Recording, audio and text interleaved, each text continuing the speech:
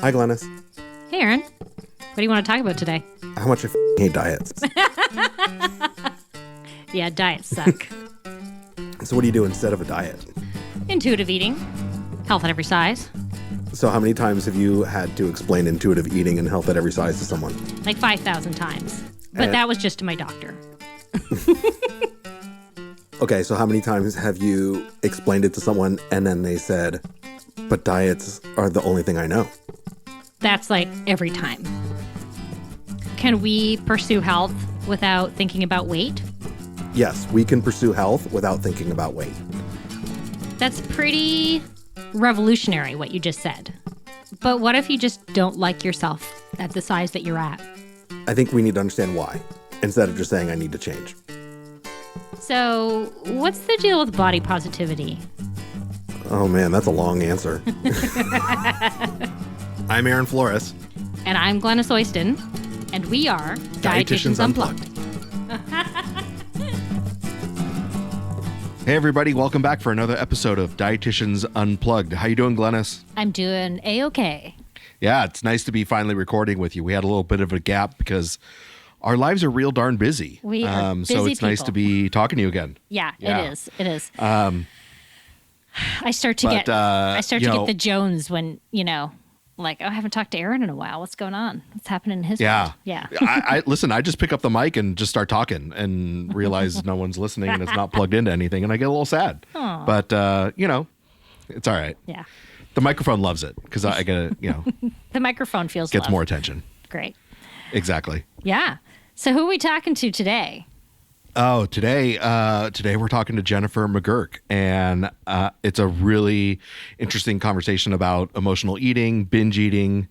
I think a lot of our listeners are really going to resonate with this topic because I think it's something that comes up so often, and the label of emotional eating has a lot of emotion tied to it. So I think this is going to be a really interesting conversation. Yeah. And you have worked with Jennifer, correct? Yeah. I met Jennifer a couple years ago through a course I took. It is for dietitians in private practice. And we'll talk about that a bit later. But yeah, and we've just maintained a connection. She's been like a mentor for me. I've used her for some supervision and around business stuff. And I just really appreciate that she's a private practice dietitian who does intuitive eating, health at every size.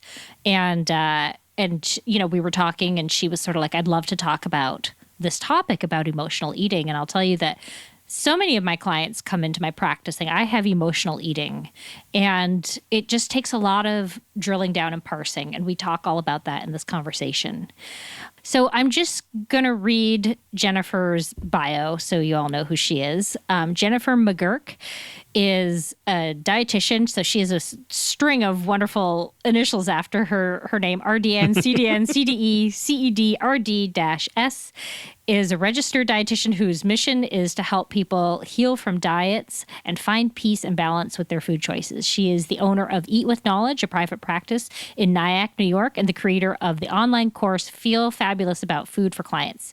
In 2019, she created a professional version of this course called For Professionals, Help Your Clients Feel Fabulous About Food, to educate dietitians on how to work with clients on eating disorder recovery and intuitive eating. Jennifer is also the owner of Pursuing Private Practice, a business to help other dietitians start and grow private practice. And in 2019, she created Pursuing Private Practice for Intuitive Eating program to combine business coaching and nutrition counseling skills to support dietitians who specialize in intuitive eating. So people like us. And I did take this course. Jennifer provides individual clinical supervision to other dietitians in the field of eating disorders, as well as business coaching to healthcare professionals in private practice. And we will put her link to all of that in our show notes, but you can find her at pursuingprivatepractice.com. She's just a really great, nice person, and I've really enjoyed working with her.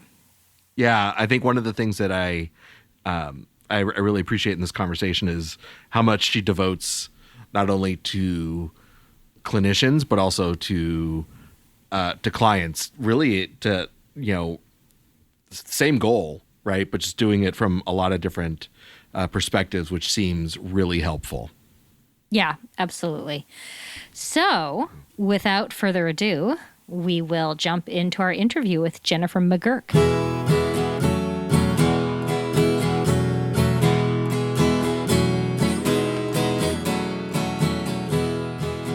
Hey, Jennifer, we are so excited to have you on our show today. Thank you for being here to talk about some stuff with us. Thank you, Glenys. Thank you, Aaron, too, for having me. I am so Yeah, of course. honored to be here and just so thankful that you guys said yes. Oh, yeah. Yeah, well, thanks for coming on.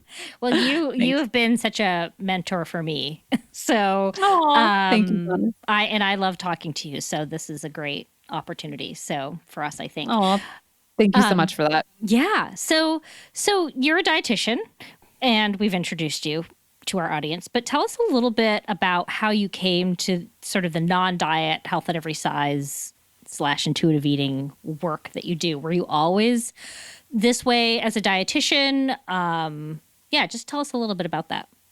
Yes, happy to. So no, unfortunately, I was not always this way as a dietitian. I feel like I have a very similar story to a lot of people in the sense that I started out in a very traditional, and I have that in quotes, traditional type of dietitian role where I was at a diabetes education treatment center. And I really liked the work that I did, but I definitely focused on a quote unquote traditional role of a dietitian in the sense that I prescribed weight loss all the time. I was very weight centric and just always knew that there was a problem with that, not only professionally, but also personally, since at the time I was struggling with my own eating disorder, my own disordered eating that I was going through. And it was kind of ironic because at the same time that I was starting my own eating disorder recovery journey is when I said to myself, I do not want to practice like this anymore. And I feel like both of them interchange so much in the sense that as I was learning more about myself and my own eating disordered eating issues, I was also learning that professionally, this type of work, meaning like a weight-centric approach, just was not working for my clients. So almost at the same time, in a very messy way, I was in recovery for my eating disorder and also learned about a weight-inclusive approach. Wow. And that must have been, there must have been some kind of cognitive dissonance to have an eating disorder and also to be a dietitian at the same time. I mean, how did you sort of realize that you had an eating disorder? Yeah, so that's actually a really good question. So I always knew, so let me back up and say my eating disorder started when I was in high school. And I'm very open about it because I really do want people to recognize that it's such a great thing for them to get help and treatment for their own eating disorder. So by sharing my story, I hope not to center myself, but to center like the treatment that I got in the sense that it can be really beneficial for other people to get that same type of eating disorder treatment. So my eating disorder started in high school, of course, with a weight loss attempt, as many of eating disorder stuff does happen like that. And basically it's kind of a funny story when you think about it, but not a funny story at the same time. But I was so stubborn in my high school years that I decided that I was going to lose weight because I wanted to quote unquote change my life and I wanted to be happier. And I just thought that weight loss would lead to happiness. And I had it in my head that that's what I was going to do. And I laugh at myself now because that's probably the most myth thing that I can think of, knowing what I know right now. But at the time I was just struggling with some anxiety and I just thought I would feel so much better losing weight. So fast forward, I started my weight loss attempt, but as 95% of people do when they lose weight, it is not sustainable for many different reasons. And I started binging. And that's when I was going into college. I went to Penn State University, which I love. And college in a sense was a little helpful for me because I had come from like a diet program that I was trying to follow, this strict diet program. I don't even want to say what it is. It doesn't even exist anymore, but it's almost like I was so strict back then that learning about nutrition really helped me in the sense of, Jennifer, did you know that there are actual food groups that you should eat? Like there are portion sizes of things. Like I was so restrictive in my eating disorder that learning about nutrition was actually really helpful, but it didn't fuel recovery. It just fueled a little bit more of a balance. And then I actually got help for my eating disorder after college. It took about 5 years, which is a little crazy, but I believe it because so many of our clients that we see tell us that it takes a long time for them to actually get the treatment and the support that they need. And your eating disorder, you said, was binge eating disorder? Yes. So basically, well, to be honest with you, it was binge eating disorder mostly, but I dabbled in a little bit of exercise bulimia. I never purged in the sense of like traditional, I shouldn't say traditional because that's stereotyping it, but I definitely worked out a little bit too much and just had an unhealthy relationship with food, like a little bit of orthorexia, a little bit of exercise bulimia, but mostly binge eating disorder. Because as we know, when we have such a low intake and when we restrict food, trying to be quote unquote good or healthy or right or whatever those words are that people use all the time, our bodies fight back and we end up binging because we're not getting enough fuel during the day. And then we also have a ton of like stress and emotional stuff going on that binging really does fuel the fire of what our bodies need. Like our bodies are actually trying to get that fuel that they need during the day, and they're doing it through binging. Yeah, I mean, it's such an important cycle for people to understand. You know, there can't be that binge without restriction in place. Also, you know, so I think it's a really important part that you're bringing up for us. Yeah, and I think when it comes down to binging, I feel like there's so many different reasons why people binge, but the number one thing that I see all the time, professionally, of course, but also thinking about my story too, is restriction. And it's either mental restriction or physical restriction. And basically that will set the body up for really craving a binge, executing a binge. And it's basically the body's way of saying, I need more fuel. Yeah. So, I mean, and I think you alluded to this, that there's a lot of different types of restriction that comes up, right? In our behaviors and sort of understanding all of those is really important. And what is the cause of that restriction? Yes. What is the cause of the restriction?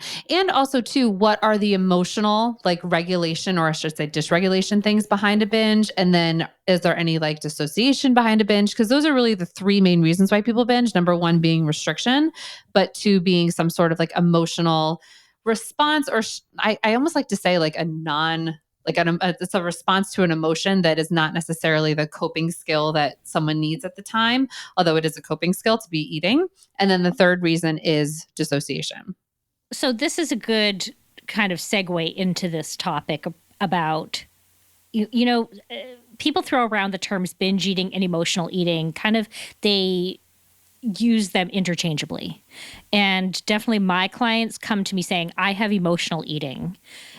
What often they have is just binge eating with those three sort of things that you've said behind it. But is emotional eating a thing? Are there differences between these two things? And do we, well, stop there with that. Well, yeah. So, okay. This topic to me is so important. It's actually one of my favorite things to talk about. So I do have a personal interest in this because this is what I went through, 10, 15 years ago, but also because I love to see these types of clients in my office and to educate them and to work with them around binge eating and emotional eating. So just thank you so much for highlighting this topic. It's so important. So to me, binge eating and emotional eating are two different things, but a lot of times clients interchange them. And especially when clients say that they're an emotional eater, they really do mean that they are a binge eater. So to me, emotional eating is something that is just very common when it comes to food. Like I think a lot of dietitians and healthcare professionals need to realize that food is a lot more than just nutrients, and food can produce a ton of different emotional responses for people. People eat in emotional ways all the time, whether it's ice cream on a hot day or soup in the winter because it feels so good, and honoring the cravings and, eating some ice cream when we're sad or having a cookie because we're happy. Like all those things are perfectly normal when it comes to quote unquote emotional eating. But a lot of times when people say that they're an emotional eater, they really mean that they're a binge eater. But sometimes it prevents them from getting the help that they need.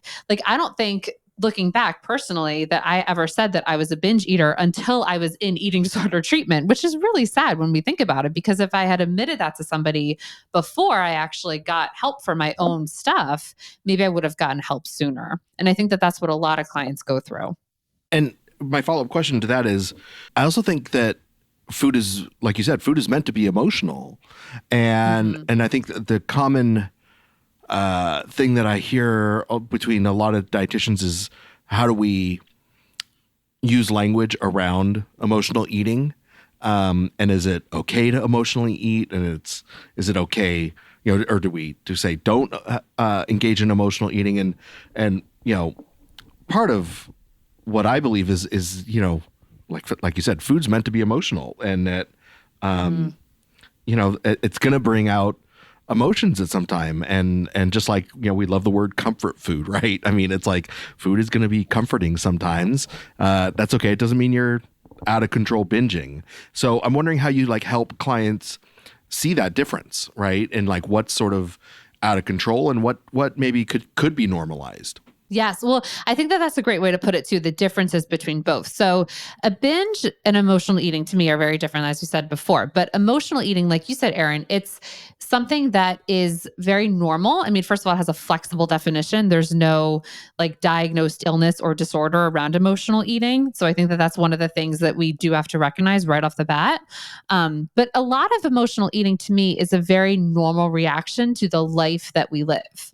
It's basically living your life in accordance to your values, and what that means to each person is completely different, but it's living their life and having food be an important part of that life, and food taking its normal place in someone's life as something to be celebrated, something that we use in terms of, going out on a day, with our families or friends and eating something because it just feels good. And then it also can be eating when we're a little sad or feeling that, we're lacking something in our life and eating because of that. But to me, the biggest difference between emotional eating and binge eating is that emotional eating is one coping skill that we have in a toolbox of many different resources that we can use when we have an emotion or a feeling that we are experiencing in our life. So someone that's an emotional eater, to me, I hope that they have tons of different tools in their toolbox that they can pull from, where if they want to use food, that's totally okay, in a sense where, they're using food in that it feels good. It doesn't necessarily feel like shaming or guilt like a binge might, but that food that they're using for emotional eating is one thing out of many different coping skills that they can pick from. But one of the best examples I can think of is when someone's really tired. Yes, you can grab a snack. It's totally fine if you're just searching for energy and you want a snack and you feel like that's going to help. But if you have the option to go to bed early, or if you have the option to take a nap or rest your eyes or something like that, that might be a better coping skill for the actual problem that person is experiencing. And that's just one example, but it's almost like you would pick from your toolbox what you actually want to use in the time. And I'm wondering how much. Toolbox. Yeah. And I'm wondering how much, when somebody sort of this is my only tool and I, can only go to this, is sort of when it becomes a problem, I think. Yes, I think so too. And it basically, when it comes down to binge eating, a binge is a completely different experience than emotional eating. And I feel like that's why people do interchange the two all the time. But what I like to do as a provider is usually, in most situations, rename the client's emotional eating and say binge eating, because I do want them to know that emotional eating can be a really positive thing. And I don't want them to get locked down in that definition. But a binge, like you said, Glenys, it's not a positive feeling. Usually it starts out with, some excitement, or I'm going to get to finally eat some of the things that I'm not allowing myself to eat. But it usually ends with a feeling of out of control and a feeling of shame and guilt, and just not feeling like that was a good choice for that person in the moment. And I do want to point out, this is probably a good way to point it out, that binge eating disorder, it's the most common eating disorder. Depending on the research that you look at, it's anywhere from 2 to 3 to 4 to 5, I think even up to 6 to 7% of the United States population that people struggle with binge eating disorder. So it's a lot more common than anorexia, bulimia, and of course, as we all know, a lot of times those illnesses are stereotyped, the quote unquote eating disorder illnesses, when binge eating is really something that we have to think about as being a lot more common than what I think a lot of people realize. Yeah. And it makes sense to me that binge eating disorder would be the most common, given that it's in fertile ground, right? Weight loss culture really supports it. And that, I always say people with binge eating disorder, it's the binge is your life-saving mechanism still working. So, and I think most people have that sort of intact, which is why instead of it just going to anorexia. Like they actually have that life-saving mechanism to binge after their severe restriction, which is grown in the, as I said, in the soil of our diet culture world. So it makes sense to me that it would be so common. I'm wondering are there people, I'm just curious, because I haven't met this person yet. Is there the person out there that they would just describe what they have as emotional eating, where it feels kind of out of control, but they think it's not related to any sort of restriction. They're like, I'm not restricting. I don't feel bad about foods. Like, does that person exist? I don't have that person as a client right now. So I'm just curious if you've met that person. Yeah. I mean, well, I think, yes, I do think I have met that person. Although I will say when you usually dig a little deeper, there's some sort of restriction there, even if it's not physical restriction. Usually it's mental restriction, which is maybe the person that says, oh, I shouldn't be eating these foods and I'm not allowed to eat these things. And, oh, I just know that that's not great for me.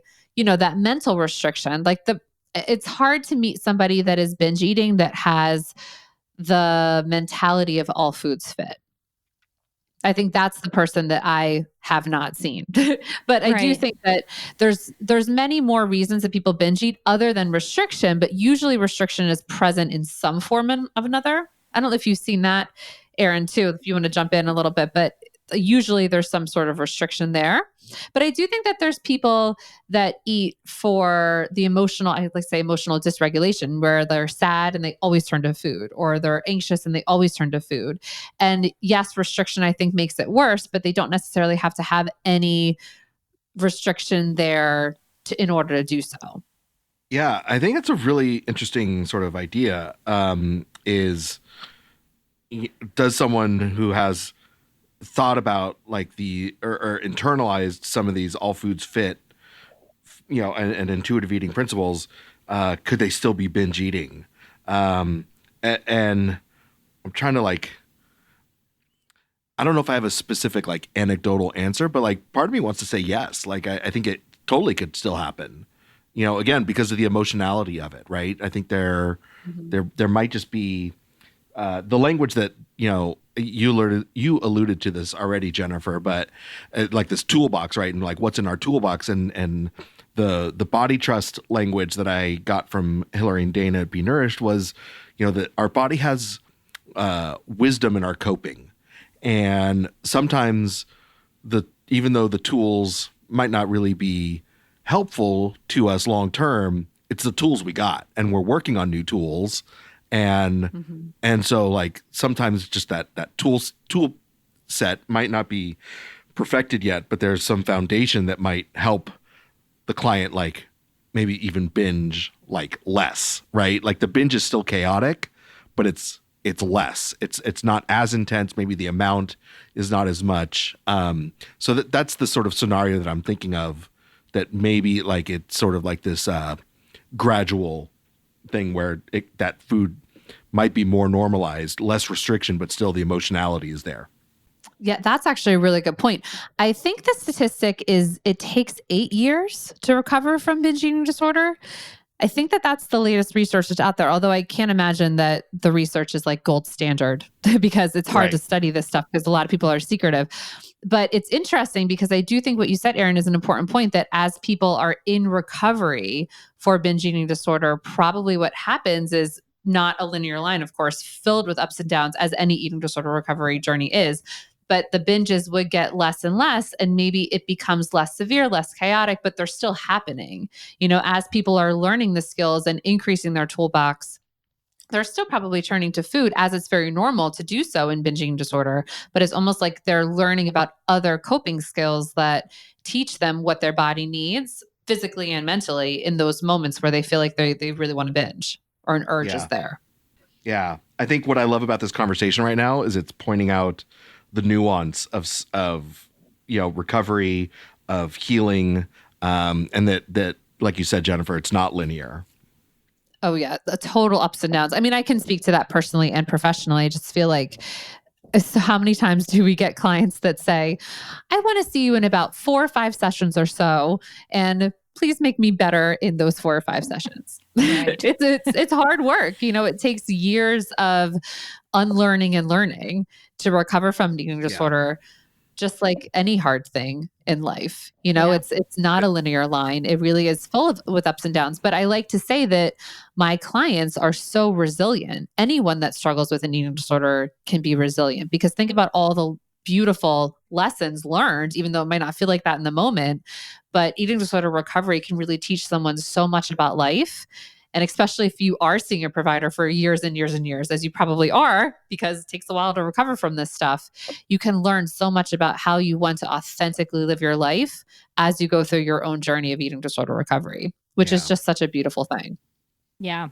Yeah. It's so funny. People say like, you know, on second appointment, they're like, I tried the thing you told me and it didn't work, and I still have the. I'm like, oh, if I could, you know, quote unquote, fix you that fast, I'd be charging you a lot more. You know, but so we have to sort of early on set expectations, like, you know, the first few things we do probably aren't going to do anything to alleviate this for you. We got to dig down a little bit. So, yeah, it's interesting because, go ahead, Aaron. I was going to say, it's almost like the Name That Tune of eating disorder recovery. I can get you into recovery in 4 sessions. Well, I can do it in 3 sessions. Glenys, name that recovery. I know. Exactly. Yeah, and I think, so this is going back to sort of the emotional eating. What I always want to ask is, like, is there a body shame for you? Right? Because I think ultimately those things body shame underpins both emotional eating and binge eating and all of the eating disorders and disordered eating, I think. So like what I'm thinking is, like, I've yet to meet the person who says, I emotionally eat, but my body image is totally great and I don't have any issues around that. That's where I think it's like, well, if we start doing some digging, is, you know, I mean, most people don't ever say that to me. I'm just wondering if that person is out there. I really think emotional eating is very similar to binge eating in that it's just it all comes from this idea of weight loss or that your body isn't right. That's so I think I don't want to say most of the time, but a lot of the time, I feel like people are disconnected from their body, meaning that they're not fully engaging with all the body sensations, and their body image might just be not that great. And they're just wanting to change something, wanting to fix something. And I think a lot of those people out there think that weight loss is the answer. And no wonder. I mean, we live in this society. Like, it's not like I feel like sometimes the 3 of us do live in a different world, which is amazing. Yeah. But we do live in the same world as everybody sure. else. And it's almost like we hear that message all the time. No wonder our clients think like that. Like, they see all these things on TV and on social media and basically like, I changed my life, I lost weight, blah, blah, blah, blah. And what they don't see is the aftermath of that. And they don't see the person regaining the weight back. And they don't see, quite frankly, how beautiful it is to be in a different type of body in this world in terms of the diversity that we all can bring to the table. Although I can't say that and not say that people are discriminated against that are in larger bodies, but how awesome is it that the 3 of us live in this type of community that we live in over on the Health at Every Size world, that we can celebrate different types of bodies. So I feel like teaching clients about that world will help them connect with their bodies a whole lot more and try to respect their body and take care of their body. And hopefully some self-compassion can come from that, like self-care that they're doing. And then they want to take care of themselves a little bit more. And they might not need the binge eating as much as they did before, because they have these new tools and these new resources that dietitians and healthcare providers can actually give them to, you know, try to experiment with different things to see if it helps them. Yeah. And that was probably a lot in one type of paragraph, because there's a lot to go over in what I just said. Well, people can always hit rewind. That's the beauty of the podcast. Yeah. I use that feature on my podcast app all the time. Go back 10 seconds. What did they just say? What did they just say? Yeah. I try to use it in real life and it doesn't work. I'm like, wait, go back. What did you say? And they're like, I don't know. Nope. Sorry. Nope. Can't Sorry. do it. So maybe this is a good question for the three of us. Is how we normalize, or if we normalize emotional eating. Again, because so many people are sort of might identify that word as the problem. We might uncover it through our work as binge eating, and name it differently and help them see that differently. I think normalizing it, right? How do we do that? But two, and then how do we also help people sort of say like, this is like a problem or it isn't, like, it's like, it's such a gray area. I think that's where I'm sort of coming at this, seeing the gray in it, but I don't know. I wanted to hear what you all think too. Well, I think that helping clients recognize that their definition of emotional eating is probably more like my definition of binge eating is probably the first place that I start. I don't know about you, Glenys, but that's basically where I start a lot of the times. Yeah, that, and I go back to the shame. So was there shame after your emotional eating? And what was that shame about? Yeah. And then, sort of connecting it to like this, well, that's a lot like binge eating. So it might be the same thing kind of thing. Yeah. Whereas if I try to make the difference of like, well, if you're at a birthday party and you're having cake, there are going to be emotions. And of course we never eat unemotionally. There's always some sort of emotion. It's more like, did this feel like a big problem for you? Or did you just feel bad that you had cake and maybe you weren't hungry? Yeah. So going down to the shame part of it. Yeah. I love that you named that shame piece. I think the missing piece in what I was sort of thinking about. So I'm really happy you named that. Yeah, I would say that to me is the out of control shame, the needing to kind of wanting to erase it feeling, that's a binge. But a lot of people say that they're emotional eaters and they feel that exact same way. So it's almost maybe identifying what are the things that are going on for someone's emotional eating experience will help them see that it is worth getting some more help for. And whether or not that includes just more sessions with you as a dietitian, or if it means bringing on a therapist, making sure that we have someone there to talk about the underlining stuff. And stuff can just be, I don't want to say simple, but it can be simple or it can be complicated depending on someone's history.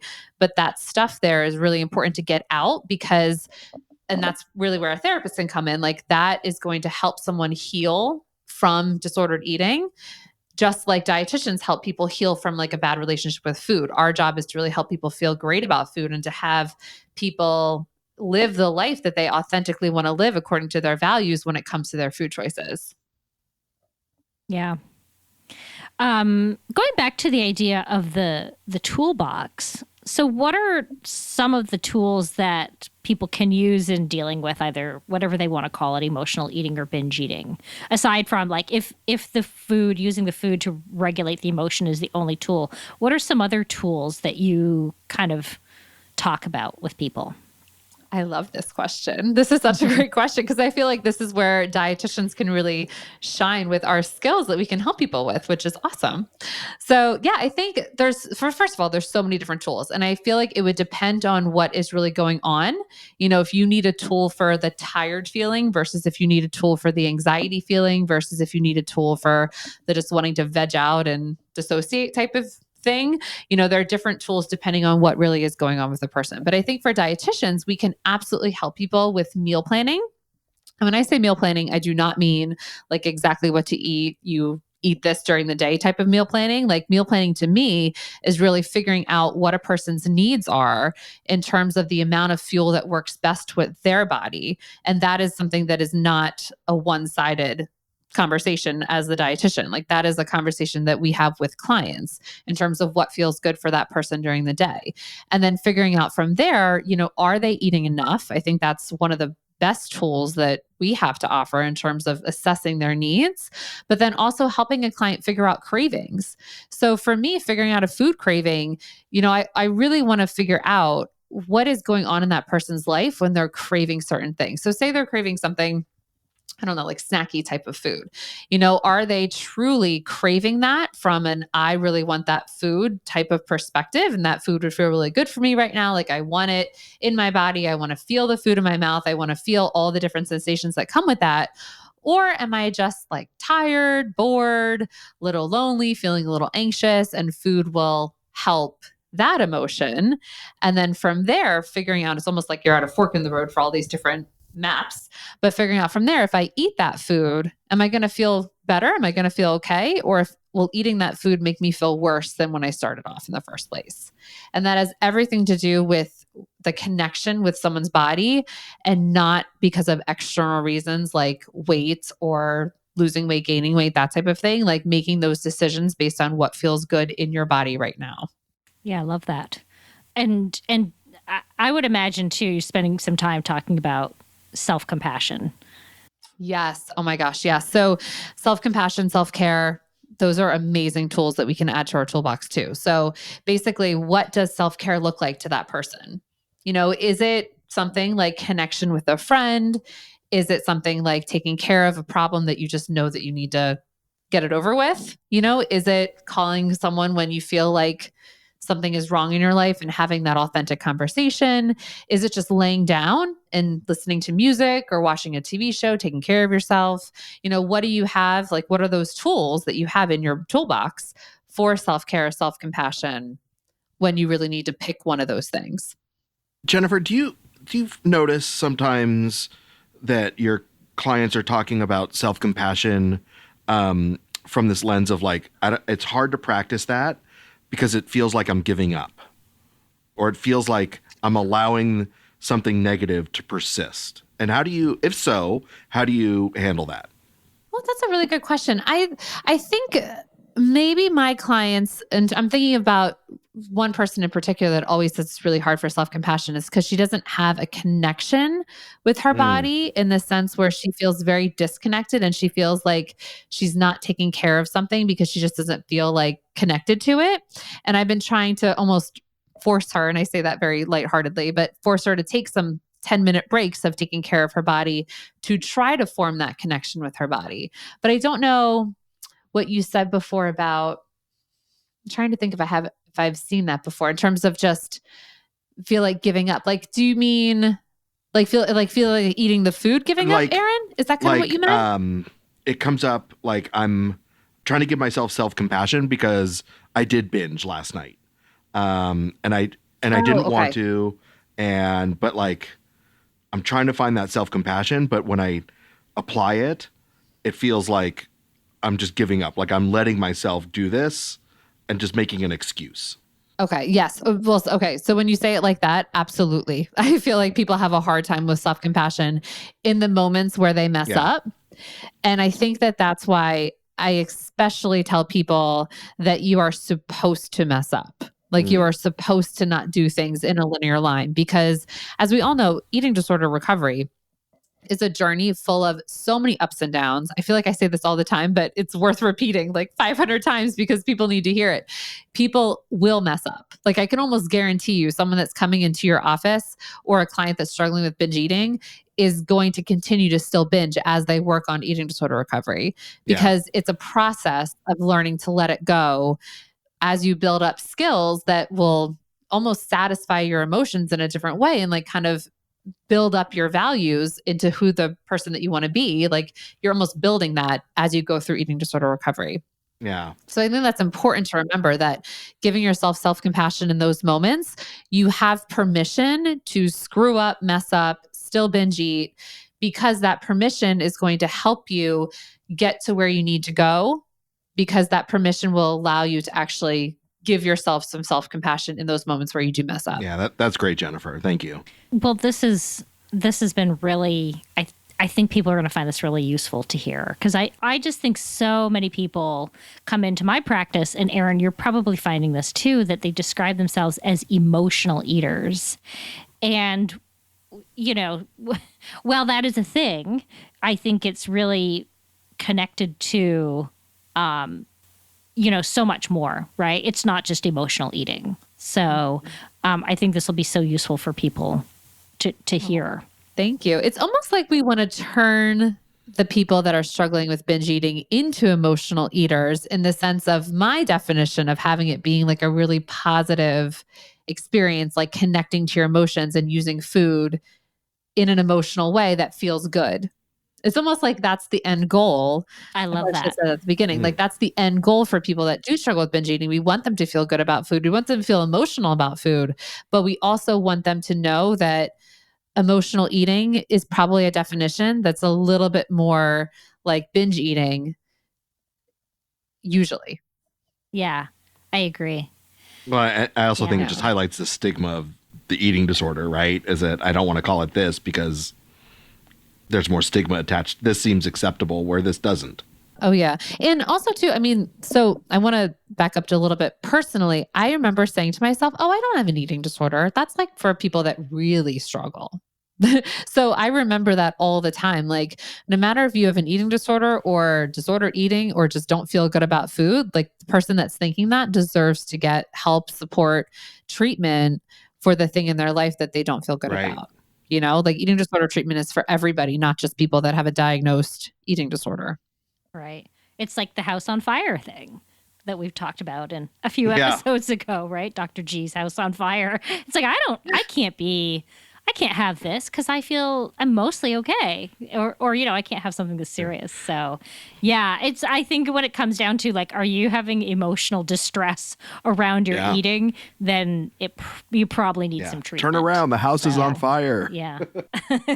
Your house is fully on fire. It's okay to get help. So, yeah. Well, thank you so much. So, I want to talk about, let's see. So, you've got your Feel Fabulous About Food, and that's for clients, correct? Is that for anybody? Can anybody do that? Yeah, well, actually, my big news is that the beginning of this year, 2019, I actually turned that course for clients. So Feel Fabulous About Food is for clients. It's my client course, but I turned it into a course for professionals. So it's for professionals, help your clients feel fabulous about food.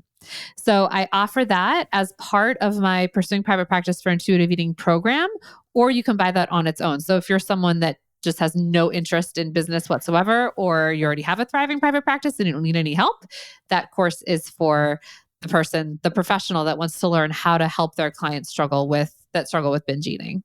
Got it. Okay. And so anybody can do that. They don't have to be your client, like for the clients, they don't have to be your client, like your private. Yeah. So anybody, I'm saying it the wrong way. They're going to be your client if they do this. But my point is they're not just only getting one-on-one. Anybody can do this. Yeah, anyone can do this. Okay. So I decided to open up a course and offer a course when my practice really was at a place where it was almost full.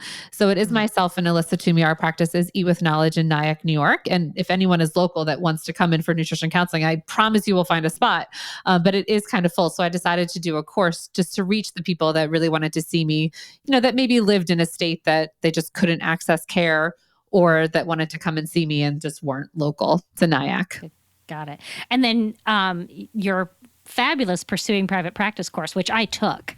I think it's been a couple years ago now, and I was so happy to take a course from somebody that was like that is a Hays dietitian. Thank goodness. And now you're welcome and thank you. And you've transitioned it to Pursuing Private Practice for Intuitive Eating program. Yes. So just like, how about I tie this metaphor in? Just like clients go through their own ups and downs with their own eating disorder recovery journey, I feel like business owners, myself included, go through a lot of ups and downs too, and twists and turns when you just want to make things better. And that's really what happened with the Pursuing Private Practice program. So it started out in 2016 when I wrote 2 books on private practice, just because I was really interested in doing a project on business. And I really wanted to do something in the private practice world because I just loved opening up and running my private practice, honestly. And I interviewed a lot of people for the books, did a lot of research, but lo and behold, it had twisted and turned all the way to 2019 and just became bigger.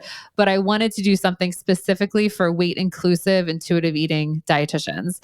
And that's really what it is right now. It's Pursuing Private Practice for Intuitive Eating. It's a program, so it includes all of the business stuff and as well as the nutrition counseling section, which is for professionals. Help your clients feel fabulous about food. So it's a program complete with group calls and a Facebook group, and it really is for people that are interested in growing their business in intuitive eating.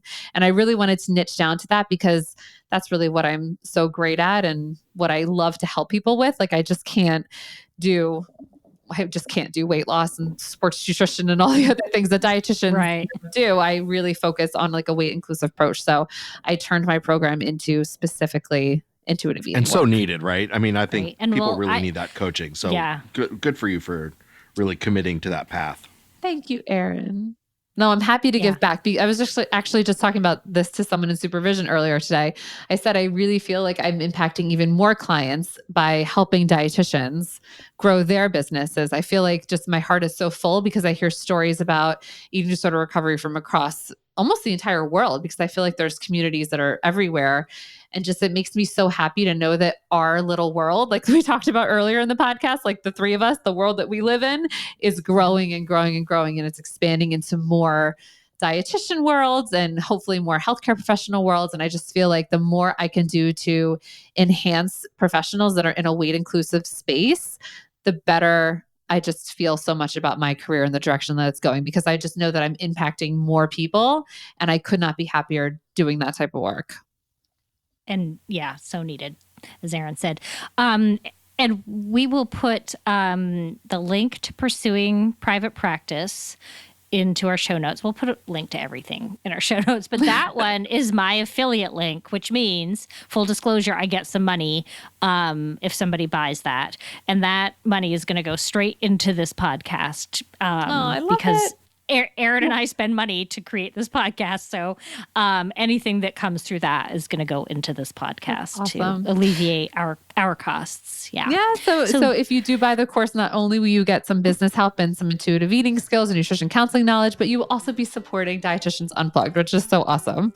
So I love it. Yeah. And like I said before, so anyone that's done my course can be an affiliate, because I do love the marketing sense of someone being through the program and being able to talk about it and give a recommendation to other people. So that affiliate from you, Glenys, means everything to me. So thank you so much for that. Well, you're welcome. And it helped me a lot. So, it's allowed me to be here for everybody today. So, well, thank you so much for coming on. This has been a great conversation. Thank you for having me. I can't wait for everybody to hear it. Yeah, thank you. Thank you so much.